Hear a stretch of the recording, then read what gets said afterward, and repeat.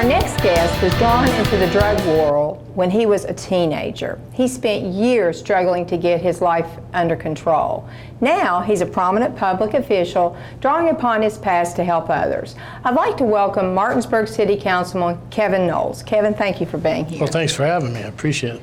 If we could just start with talking about your struggle. Tell us what happened and in the beginning in terms of your struggle with substance abuse.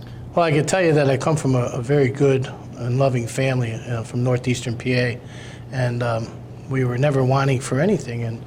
And alcohol was kind of accepted pretty much in my house because of the Irish background that we have, and alcohol became very prominent in my life at a very young age, and that was the leader that led me into other things down the road. And you know, if I had hindsight that alcohol was going to lead me to other things, I probably wouldn't even have done that either. And as time went on, my life started to change a little bit as a result of the things I was doing based on the things I was using. And you know, as time went on, I was coming out of high school, I was able to go anywhere I want in college because I had some athletic ability, and started to do that. Got a scholarship, and because of my behaviors of alcohol at that point, I had lost my scholarship and came back into the area and started to dabble with different things, you know, marijuana and cocaine, and cocaine was the one that really got me. I remember the first time that I tried it. I was probably in my mid-20s before that even happened, and when that happened, the first thing that came out of my mouth is, where do I get more of that? And I went on a terror there for about a year and a half with the cocaine, and it brought me to places and had me doing things that I would never even dream about. I don't know about anybody else, but I didn't wake up one morning, have a cup of coffee, and say, I think I'm gonna, you know, use drugs and be an alcoholic. But you know, life led me down that path a little bit because I kind of made some wrong decisions based on my own thinking. You know, I wasn't taking what other people had to say into account. Eventually, what it led to is I had an arrest in 1991, and that arrest was very public. It was a DUI arrest, and I had gone through treatment already back in 1986 for the cocaine, and I had gotten the drugs out of my life at that point. And then in 91, I thought, you know, alcohol is legal. We could do whatever we want with it, wet my whistle, however I want to do it, and I started paying a lot of consequences. During a period of time, I was shot twice, stabbed 3 times as a direct result of my behaviors, whether it be on drugs or alcohol or both.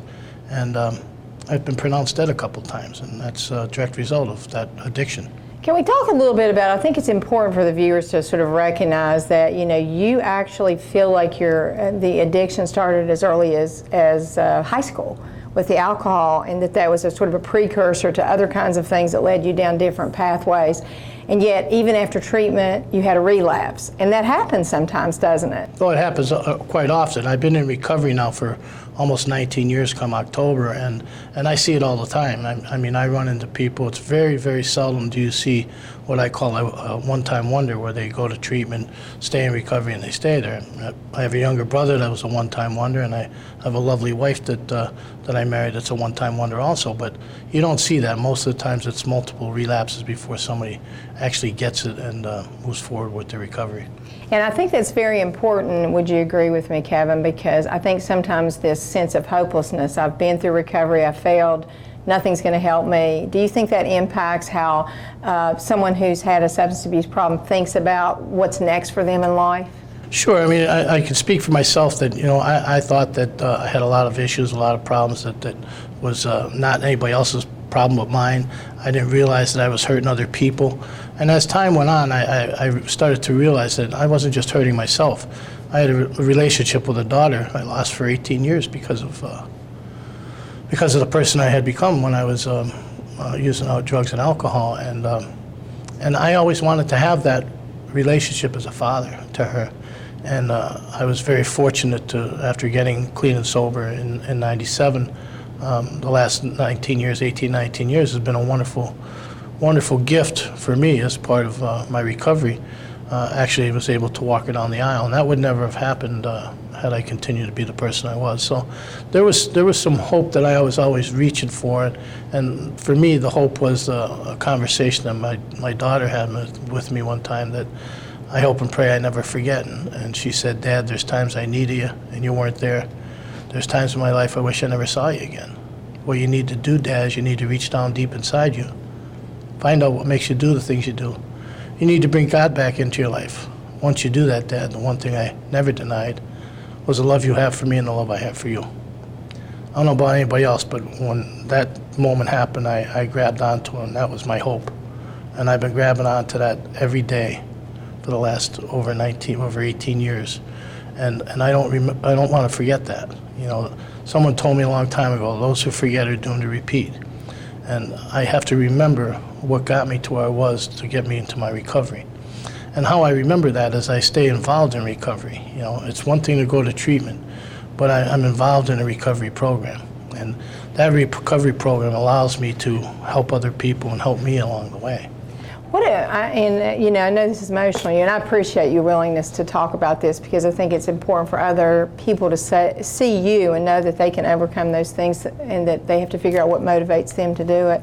And I know what you're doing is giving back in the Martinsburg area, and I know that you're familiar with our toll-free hotline. Can you tell us a little bit about that? Very much so. I mean, there was a community that helped me get along in my recovery, and I always say I need to give back, and I've been fortunate enough to be appointed the Recovery Services Coordinator for Berkeley County, and I've been able to use the 1844 Help for WV hotline to help other individuals in recovery.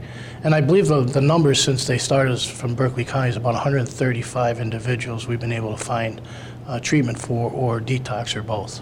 Well, that's amazing, and it's wonderful to think that you're continuing to give back and staying involved in recovery, and I hope you'll continue to do that and know that the state's here to do everything we can to support and help you. And I very much appreciate that, and I know that. Thank you. Thanks for telling your story. Thank you. Still to come, what are some of the early signs of addiction and how can you help? We'll talk to a behavioral health expert next.